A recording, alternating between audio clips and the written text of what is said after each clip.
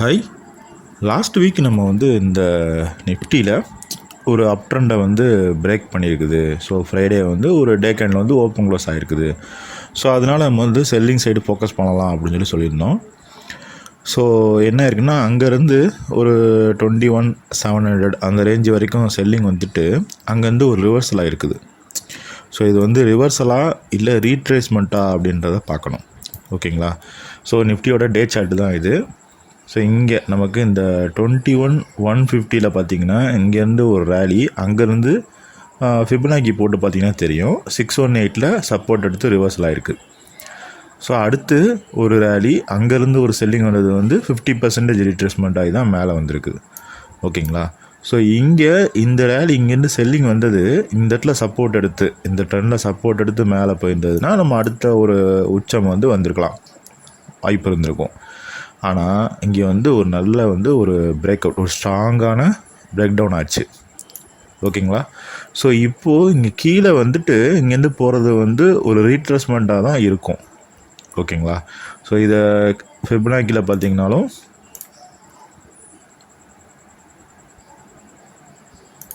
இந்த ஹையிலேருந்து இந்த லோவை மார்க் பண்ணிங்கன்னா தெரியும். இந்த 50% டு 618 அப்படின்ற லெவல் தான் ஃபிபனாக்கியில் கோல்டன் ஜோன்னு சொல்லுவாங்க. ஸோ 50%ங்கிறது நமக்கு 22,115 இருக்குது. 618 22,211 இருக்குது. ஸோ அதனால் இந்த 22,200ங்கிறது ஒரு ஸ்ட்ராங் ரெசிஸ்டன்ஸாக ஆக்ட் ஆகும். ஓகேங்களா? ஸோ இந்த கோல்டன் ஜோன் 52,618 இருக்கிற கோல்டன் ஜோனில் ரிவர்சல் ஆகிறதுக்கு சான்சஸ் அதிகம். ஸோ இங்கேருந்து மறுபடியும் செல்லிங்க்கு திரும்பும்.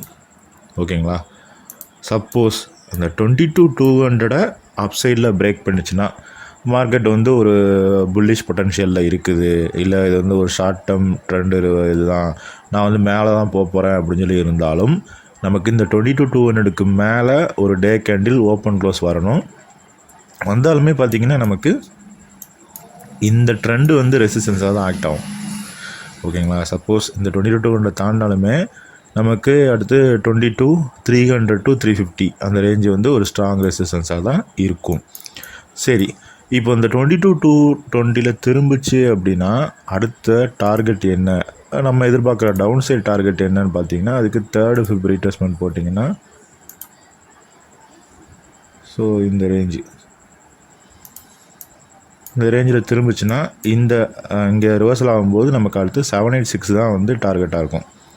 ஸோ இந்த 786ங்கிற லெவலில் நமக்கு 21,560 வருது. ஸோ இந்த ரேஞ்சில் ஆல்ரெடி இங்கே ஒரு சப்போர்ட் ஜோன் இருக்குது.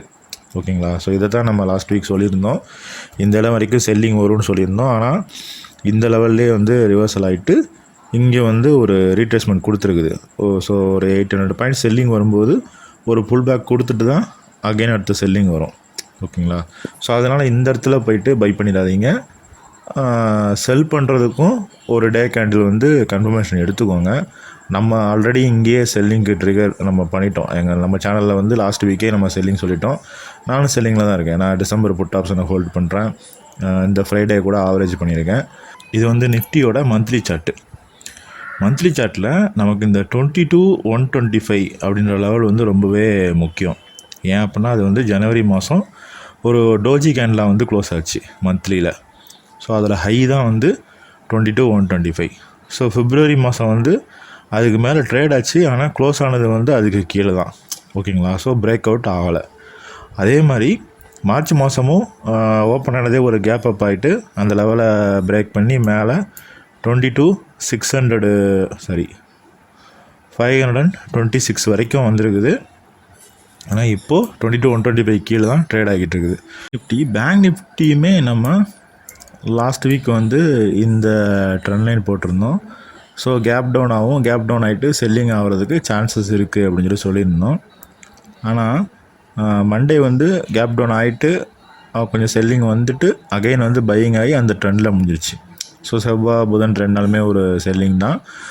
அதுக்கப்புறமா அகைன் அந்த ஃபெட்டு நிஃப்டியில் எல்லா செக்டார்லையுமே அந்த கேப் அப் ஆச்சு. ஸோ அந்த கேப் அப்பு இப்போ அந்த ட்ரெண்ட் லைனுக்கு உள்ளே இன்னும் போகலை.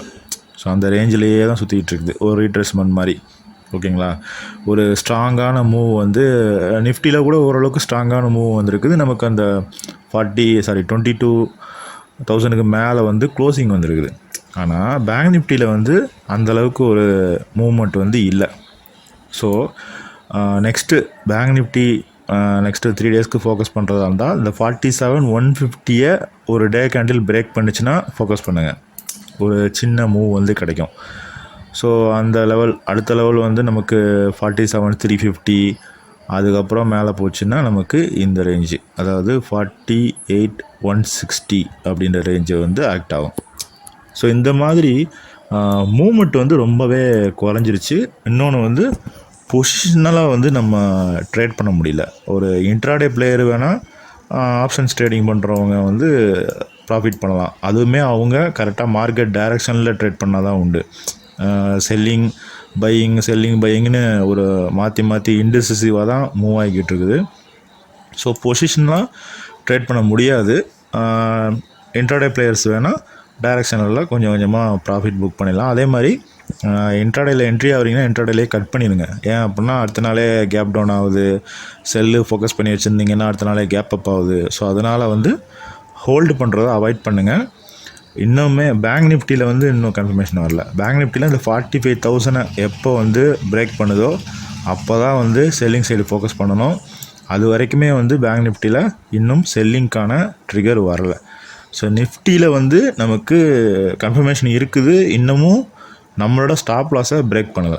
ஸோ 22,300 அப்படின்றத வந்து நிஃப்டிக்கு ஸ்டாப் லாஸை சொல்லியிருக்கோம் ஷார்ட் போனவங்களுக்கு.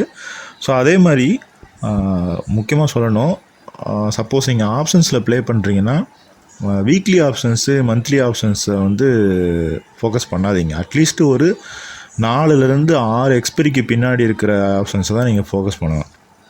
ஸோ 4 நாளில் அடுத்த வாரம் எக்ஸ்பெரி, ஸோ அதில் ஃபோக்கஸ் பண்ணிங்கன்னா உங்களுக்கு வந்து அந்த டைம் டிகே, உங்கள் டைரெக்ஷனில் மார்க்கெட் வந்து மூவ் ஆகலை அப்படின்னா உங்களுக்கு வந்து லாஸஸ் வரும். நான் வந்து இப்போது கரண்ட்டாக நான் ட்ரேட் பண்ணுறது வந்து டிசம்பர் ஆப்ஷன்ஸில் தான் நான் ட்ரேட் பண்ணிகிட்ருக்கேன். ஸோ அந்த மாதிரி நீங்கள் எக்ஸ்பெரி தள்ளி அட்லீஸ்ட்டு ஒரு 6 இல்லை ஒரு 8 எக்ஸ்பெரி தள்ளி நீங்கள் ட்ரேட் பண்ணிங்க அப்படின்னா உங்களால் அட்ஜஸ்ட்மெண்ட் பண்ண முடியும்.